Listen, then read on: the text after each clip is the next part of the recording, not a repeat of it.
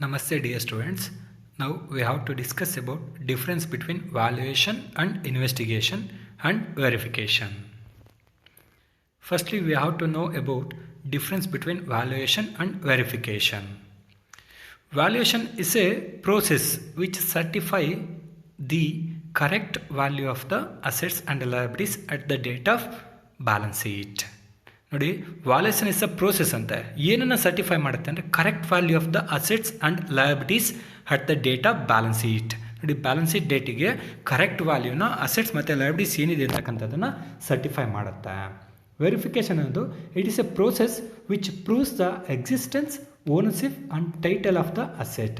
ನೋಡಿ ವೆರಿಫಿಕೇಷನ್ ಏನಂತ ಹೇಳುತ್ತೆ ಅಂದರೆ ಇಟ್ಸ್ ಎ ಪ್ರೋಸೆಸ್ ಅಂತ, ಇದೊಂದು ಪ್ರಕ್ರಿಯೆ. ಏನಪ್ಪ ಅಂದರೆ ಇಟ್ ಪ್ರೂವ್ಸ್ ದ ಎಕ್ಸಿಸ್ಟೆನ್ಸ್, ಅಸ್ತಿತ್ವವನ್ನು ಪ್ರೂವ್ ಮಾಡುತ್ತೆ. ಹಾಗೆ ಮಾಲೀಕತ್ವ ಯಾರ ಹತ್ರ ಇದೆ, ಓನರ್ಶಿಪ್ ಅಸೆಟ್ ಮತ್ತು ಅಥವಾ ಲಯಬಿಲಿಟೀಸ್ ಮೀನ್ಸ್ ಓನರ್ಶಿಪ್ ಏನಿದೆ ಅನ್ನೋದನ್ನು ಹೇಳಿಸುತ್ತೆ. ಹಾಗೆ the title of the asset title ಯಾವುದು ಎಕ್ಸಾಂಪಲ್ ಇವಾಗ ಫರ್ನಿಚರ ಅಥವಾ ಮೀನ್ಸ್ ಮಿಷನರಿ ಇರ್ಬೋದು ಅಥವಾ ಲ್ಯಾಂಡ್ ಅಥವಾ ಬಿಲ್ಡಿಂಗ್ ಇರ್ಬೋದು ಅನ್ನೋದನ್ನ ಹೇಳುತ್ತೆ. ನೆಕ್ಸ್ಟ್ ವ್ಯಾಲ್ಯೂಯೇಷನ್ಲಿ, in valuation an auditor has to depend upon the certificates of the owners or directors. ನೋಡಿ ವ್ಯಾಲ್ಯೂಯೇಷನ್ಲಿ ಆಡಿಟರ್ ಹ್ಯಾಸ್ ಟು ಡಿಪೆಂಡ್, ಏನು ಡಿಪೆಂಡ್ ಆಗಿರ್ತಾರೆ ಅಂದರೆ ಓನರ್ ಅಥವಾ ಡೈರೆಕ್ಟರ್ನ ಸರ್ಟಿಫಿಕೇಟ್ಸ್ನ ಡಿಪೆಂಡ್ ಆಗಿರ್ತಾರೆ. ಆದರೆ ಇನ್ ವೆರಿಫಿಕೇಷನಲ್ಲಿ it is made on the basis of evidence. Verification ಏನಿದ್ರು ಕೂಡ ಎವಿಡೆನ್ಸ್ ಬೇಸಲ್ಲಿ ನೋಡ್ತೀವಿ. ಯಾವುದೋ ಒಂದು ಅಸೆಟನ್ನು ಪರ್ಚೇಸ್ ಮಾಡಿದ್ದೀವ, ಆ ಮೆಷಿನರಿನ, ಆ ವೋಚಸ್ ಮತ್ತು ಅಸೆಟ್ ಎರಡನ್ನೂ ಕೂಡ ನಾವು ಏನು ಮಾಡ್ತೀವಿ, ಕಂಪೇರ್ ಮಾಡ್ತೀವಿ. ಜೊತೆಗೆ such as the title deeds ಇರ್ತಕ್ಕಂಥ ಇನ್ ಕೇಸ್ ಯಾವುದಾದ್ರು ಒಂದು ಮಿಷನರಿ ಜೊತೆ ನಾವು ಒಪ್ಪಂದ ಇದೆಯಾ ಯಾವುದೋ ಒಂದು ಕಂಪನಿ ಜೊತೆ, ಅದನ್ನು ನೋಡ್ತೀವಿ. ಹಾಗೆ ರೆಸಿಪ್ಟ್ಸ್ ಆ್ಯಂಡ್ ಪೇಮೆಂಟ್ ಎಕ್ಸೆಟ್ರಾ. ನೋಡಿ ರೆಸಿಪ್ಟ್ ಇರ್ಬೋದು ಅಥವಾ ಪೇಮೆಂಟ್ ಇರ್ಬೋದು, ಅದ್ರ ಬಗ್ಗೆ ಎಲ್ಲ ಕೂಡ ನಾವು ವೆರಿಫೈನ ಮಾಡ್ಕೋತೀವಿ. Next valuation is needed to the verification. ನೋಡಿ valuation is needed to the verification.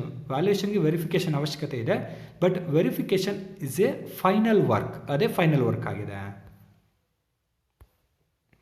Next valuation is the work of the concern authority or board. ನೋಡಿ ವ್ಯಾಲ್ಯೂಯೇಷನ್ ಮಾಡ್ತಕ್ಕಂಥದ್ದು ಆ ಕನ್ಸರ್ನ್ ಅಥಾರಿಟಿಗೆ ಅಥವಾ ಬೋರ್ಡಿಗೆ ಸಂಬಂಧಿಸಿದ್ದು. But verification is the work of auditor. ಇದು verification ಅಂತಕ್ಕಂಥದ್ದು ಆಡಿಟರ್ನ ವರ್ಕ್ ಆಗಿದೆ.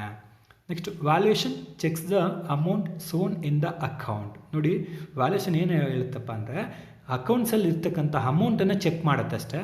But verification check the items shown in the balance sheet. Balance ಶೀಟಲ್ಲಿ ಅಪಿಯರ್ ಆಗಿರ್ತಕ್ಕಂಥ ಅಸೆಟ್ಸ್ ಅಥವಾ ಲಯಬಿಲಿಟೀಸ್ ಎಲ್ಲವನ್ನು ಕೂಡ ಚೆಕ್ ಮಾಡುತ್ತೆ.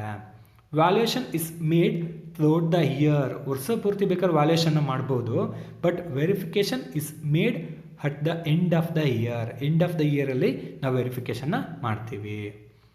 ನಾವು we have to know about difference between audit and investigation. ಈಗ ಆಡಿಟ್ ಮತ್ತು ಇನ್ವೆಸ್ಟಿಗೇಷನ್ ಬಗ್ಗೆ ಇರ್ತಕ್ಕಂಥ ವ್ಯತ್ಯಾಸವನ್ನು ತಿಳ್ಕೊಳ್ಳೋಣ. First audit, the process of inspecting the books of accounts of N entity and reporting on it is known as auditing. ನೋಡಿ ಏನಂತ ಹೇಳ್ತಿದೆ auditing ಅಂದರೆ it is A process. ಏನಪ್ಪ ಪ್ರೋಸೆಸ್ ಅಂದರೆ inspecting the books of accounts. Books of ಅಕೌಂಟನ್ನು ಪರಿಶೀಲನೆ ಮಾಡ್ತಕ್ಕಂಥದ್ದು. ಯಾವುದಾದ್ರು ಒಂದು ಕಂಪನಿಯ ಎಲ್ಲ ಪುಸ್ತಕಗಳನ್ನ ಪರಿಶೀಲನೆ ಮಾಡಿ ಅದರ ಮೇಲೆ ವರದಿಯನ್ನು ರೆಡಿ ಮಾಡ್ತಕ್ಕಂಥದ್ದೇ ಆಡಿಟಿಂಗ್ ಆಗಿದೆ. ಮೀನ್ಸ್ ಏನು ವರದಿ ಅಂದರೆ in case any fraud is there, in case any means misappropriation is there, ಯಾವುದೇ ಇಂಟೆನ್ಷನ್ಲಿ ಫ್ರಾಡ್ ಆಗಿದೆಯಾ ಅಥವಾ ಏನು ತಪ್ಪಾಗಿದೆಯಾ ಅಂತಕ್ಕಂಥದ್ದನ್ನ ಕಂಡುಹಿಡಿದು ರಿಪೋರ್ಟ್ ಮಾಡ್ತಕ್ಕಂಥದ್ದು. ಇನ್ವೆಸ್ಟಿಗೇಷನ್ ಅಂತಕ್ಕಂಥದ್ದು an enquiry conducted for establishing A specific fact. ನೋಡಿ ಇದು ಇನ್ವೆಸ್ಟಿಗೇಷನ್ ಅಂದು ಒಂದು ಎಂಕ್ವೈರಿ ಅಂತ.